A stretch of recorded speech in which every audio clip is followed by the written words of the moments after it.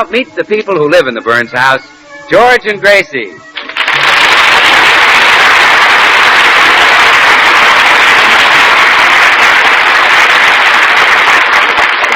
As we look in at the Burns house today, we find Gracie at the front door being greeted by an old friend. Good morning, Mrs. Burns. Oh, hello, Mr. Postman. How are you feeling this morning? As always, Mrs. Burns, incredibly superb. Not much mail today. Just this magazine your husband gets every week. Oh, cowboy love tales. Those silly stories about Oklahoma Tex. How can he read such trash? Well, I must confess, I too read cowboy love tales, Mrs. Burns. It has a tremendous appeal for every virile, red-blooded he-man. Though what your husband sees in it, I can't say. Oh, you actually enjoy cowboy love tales, Mr. Postman? Oh, yes. It gives me great joy and a bad shock now and then. What joy to read of Oklahoma, Texas sweetheart Lucy, the beautiful school marm. Her eyes of cornflower blue, her luscious red lips, her hair like wild honey. Well, where does the shock come in? When I look up and see that thing I married. Well, I'll tell you, I'm surprised your wife lets you read junk like that. She doesn't like it. She caught me reading it the other day and tried to stop me. I stuck my tongue out at her. Oh, you shouldn't have stuck your tongue out. It always comes out when she's choking me. Well, sometimes I feel like choking George for reading cowboy love tales. It's changed his whole life. He talks like a cowboy. He acts like a cowboy. I've noticed he even walks like a cowboy, with his legs bowed. Oh, well, that he did before he read the magazine. Oh, I see. Oh, well, I think I hear him stirring around in there, Mr. Postman. I better say goodbye. Goodbye, Mrs. Burns. Remember, keep smiling. Oh, good morning, George. Morning, my little heifer. Oh, no. When I wake up, I seen you wasn't in the bunkhouse. So I came ambling through the corral looking for you. Oh, George, please stop that silly cowboy talk. It's become very embarrassing to me. Embarrassing? Oh, yes. I asked you to call a beauty shop the other day and make an appointment for me, and what did you say to Pierre? Get your heating on ready, Frenchie. My little doggies are coming in to get clipped and colored. Well? And I was mortified when you spoke to the head waiter at Ciro's last night. How come? George, you do not refer to Ciro's as the chuck wagon where your vittles get hit. I like that Western talk. Well, I don't. Go. I don't like it. It's bad enough to call Ciro's the chuck wagon, but please stop referring to me as old paint. That's a term of endearment, gal. Oh, George, I'm trying to get into Mrs. Randolph's exclusive literary society. I haven't a chance if she finds out my husband reads cowboy love tales.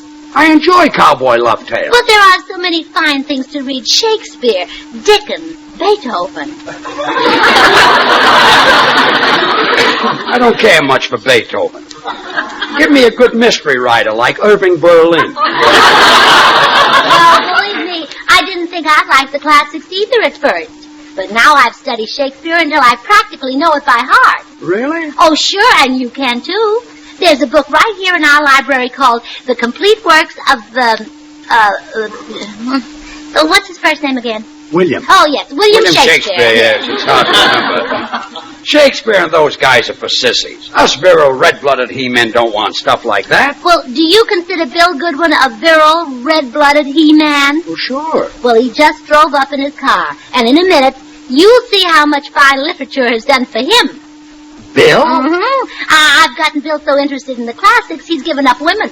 Oh, stop. I mean it, George. He doesn't whistle at girls anymore. He just whistles at books. He whistles at books? You should have heard him when he read Forever Amber. Well, I don't believe that Bill has given up girls for literature. Well, here he comes. Ask him. Okay, I will. Hi, folks. Hello, Bill. Bill, I'd like that. Not now, George. I'm in a hurry. Gracie, where's your big volume of Shakespeare? Oh, right here, Bill. Thanks, Gracie. I'll take it in the den. See you later. Well, I'm son of a gun. No, I told you so. Fine literature is help, Bill. And it could help you. How? Well, now, suppose a little bobolink were to perch on our windowsill and sing.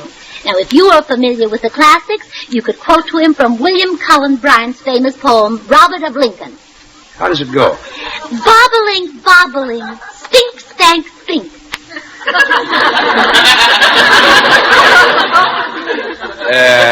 That's a classic? Sure. Spink, spank, spink. From that Brian made a living? Certainly. Well, he could have cleaned up with a thing like Robin, Robin, Sispum, Bobbin. And, of course, quail, quail, shoot me in the tail. On that, the man could retire. Oh, not at all. Stop Spink, that. spank, spink. Oh, Gracie, can I take your copy of Plato in the Den? Oh, sure, here it is, Bill. Thank you. You want Shakespeare and Plato, too? Isn't that wonderful? Now, if you take an interest in literature, think of the inspiring talks about books that we could have together. I'd rather not. Oh, but they'd be so fascinating. Come on, let's try one now. Gracie. George, have you read Vanity Fair by William Makepeace Thackeray? No. Have you? No. Hey, you see how we could while away the hours? Yeah, must have more of these talks. Oh, look, here comes Meredith Wilson. Now, he's another reason why I want you to give up Cowboy Love Tales. What do you mean? Well, he looks upon you as his hero. If he discovers that you read it, he'll want to read it. And, George, we don't want Meredith to start that cowboy talk. Think how silly he'd sound saying something like, Well, slap a saddle on me and call me an ornery maverick if it ain't the Burns of Stallion and Philly. oh. It's too late. How are you this morning, my little Philly?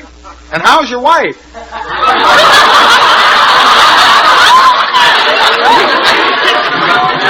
Gracie's the filly, Meredith, not me. Really? Really? Yeah, and I'll thank both of you to stop referring to me as a horse. It's beginning to affect me. Yesterday I shied away from a car.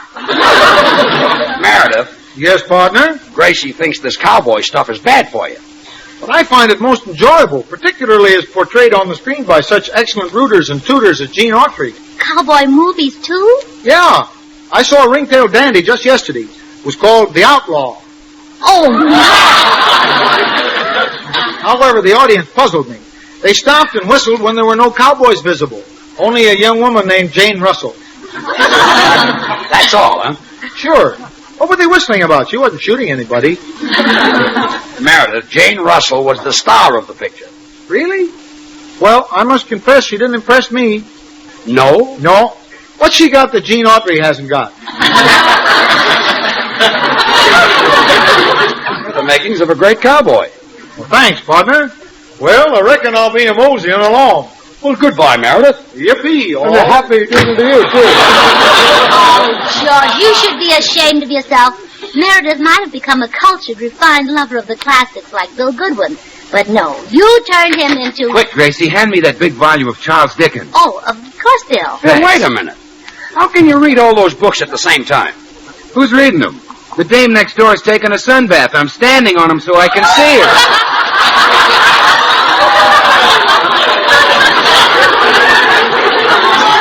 I thought so. Well, sure. Every time she moves, I have to get another book. Oh, Bill. Explains it yet. I'm so disappointed in you. You said you were giving up girls for good books. Well, I tried, Gracie. Honest, I did. After you talked to me, I broke all my dates and went right to the library to see if the librarian had anything worthwhile. And did she have anything? Yeah, that's what got my mind off books.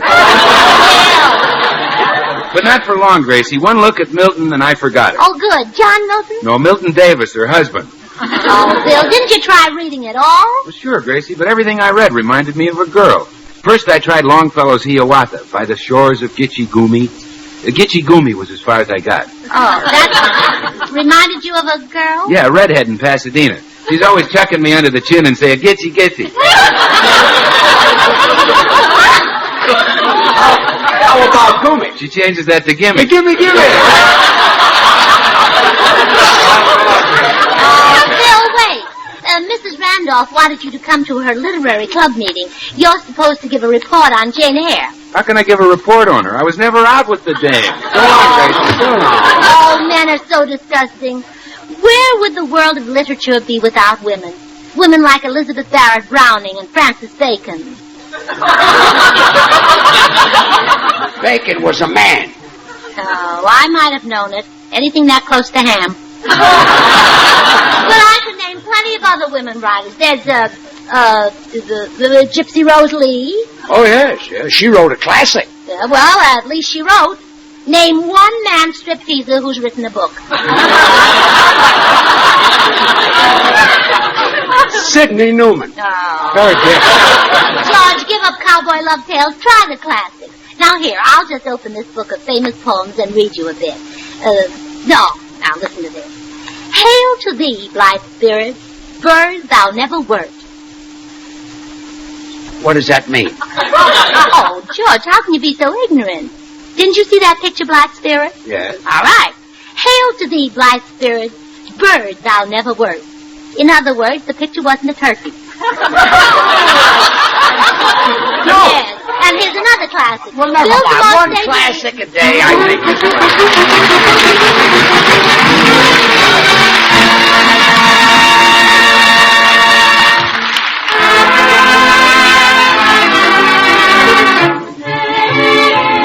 Georgia, Meredith Wilson and his orchestra.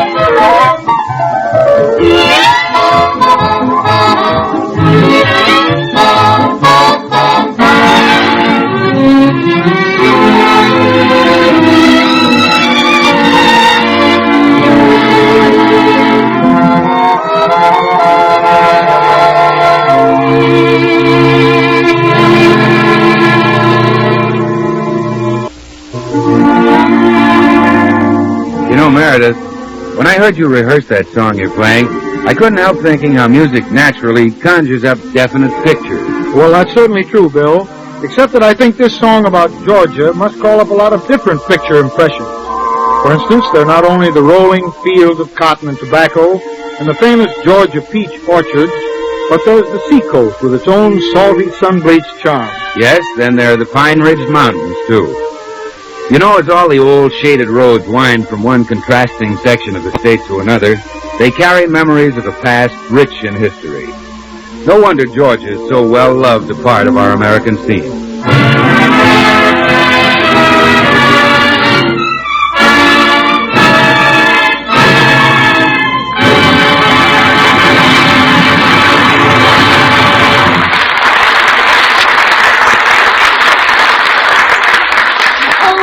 I'm so excited Mrs. Randolph is coming over to see if I qualify for her literary club.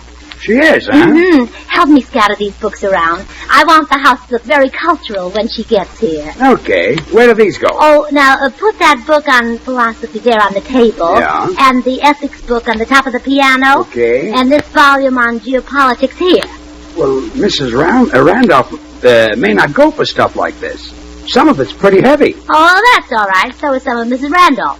I see. This whole set of Dickens goes on the table, too. No. You better take The Tale of Two Cities out. That might be out of place in the California home.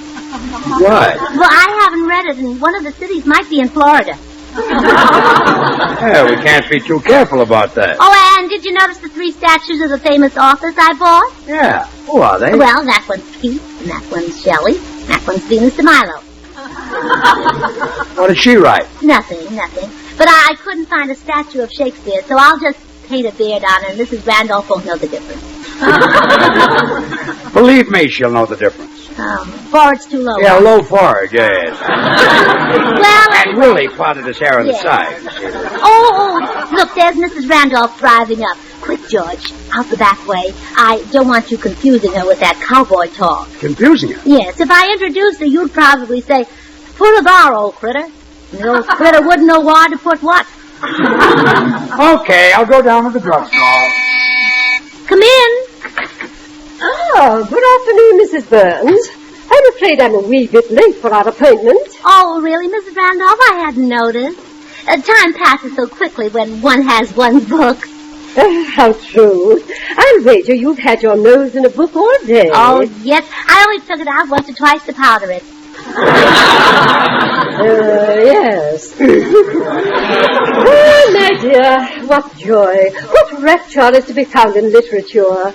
Shakespeare's classic romances, Romeo and Juliet, Othello and Desdemona. Yes, and that other sweet couple, Mac and Beth. Mrs. Burns, one does not separate Mac and Beth. Oh, I wouldn't think of it. They're crazy about each other. You say such amusing things. I do? Oh, I see you have some French literature. Isn't this book Les Miserables? No, I thought it was pretty good. Les Miserables is the title. It was written by Hugo. Hugo? Victor. Oh, Hugo Victor. Yes, he's very good. The name is Victor Hugo. Of course, there are so many splendid writers. But of them all, my favorite is the inspired Scotch poet who wrote to a field mouse. He wrote to a field mouse? Yes. Well, I hope he wasn't silly enough to expect an answer.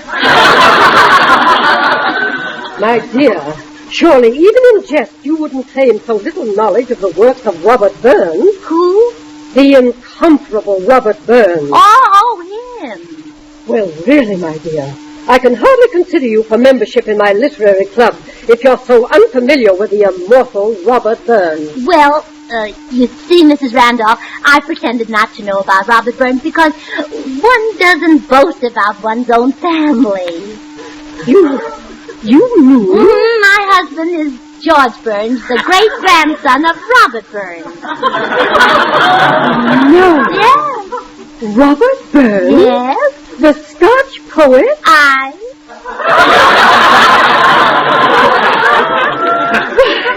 I had no idea your husband was Scotch. Oh, really? Well, you should go out with him sometime.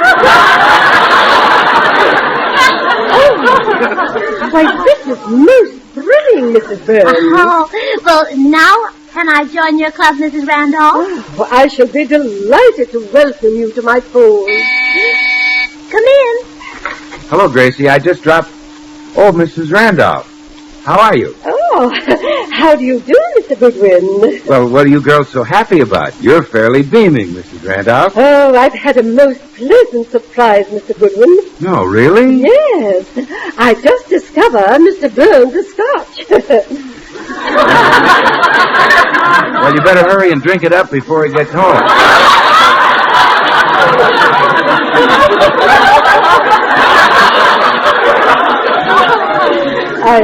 I think you misunderstood me. Well, let's talk about Bill joining your literary society, Mrs. Randolph. Oh, well, I'm sure you would enjoy it, Mr. Goodwin. I have quite a large fold. So I see. Why don't you exercise? I never. Well, you should. I'll see you later, girls. Well, really, Mrs. Burns, if that is the caliber of your friend, I don't see how I can make you a member of... Mrs. Randolph, you seem to have forgotten that my husband is a direct descendant of your favorite Scotch poet, Robert Burns. Oh, so I did. Oh, Isabel, you foolish girl. Oh, do forgive me, Mrs. Burns. Oh, please tell me all about your husband. When did you meet him? Oh, in Scotland. Oh, I shall never forget it. It was spring on the Robert Burns estate. The panatellas were in bloom. Suddenly, I saw him walking down the path toward me, dressed in kilts and smoking a bagpipe.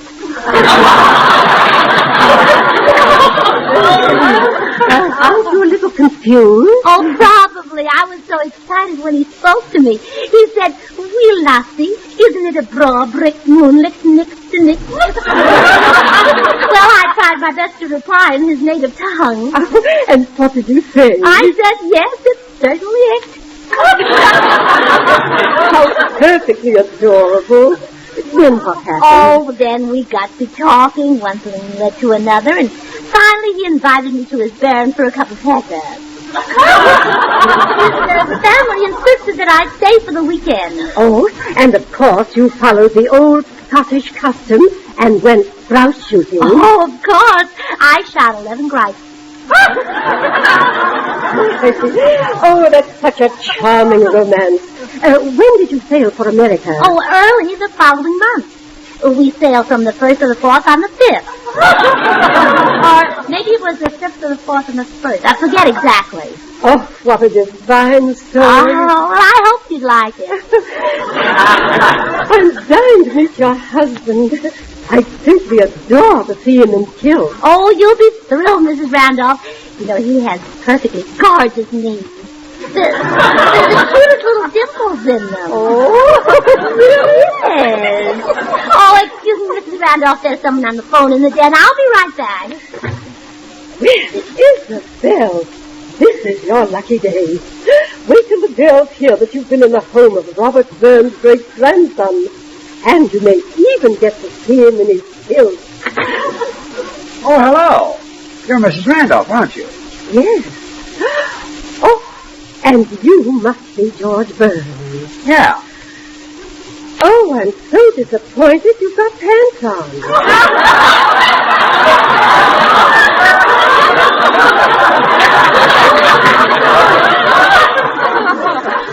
You are? Oh, yes. Oh, I suppose you wear them because you don't want to be ostentatious. Yeah. I don't want to be arrested either.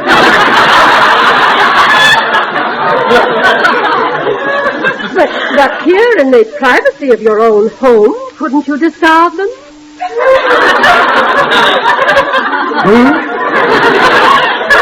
Well, I'd so love to see you in your plaids.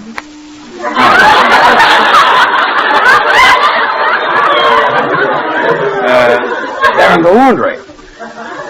I'm wearing the ones with the polka dots today. Polka dots?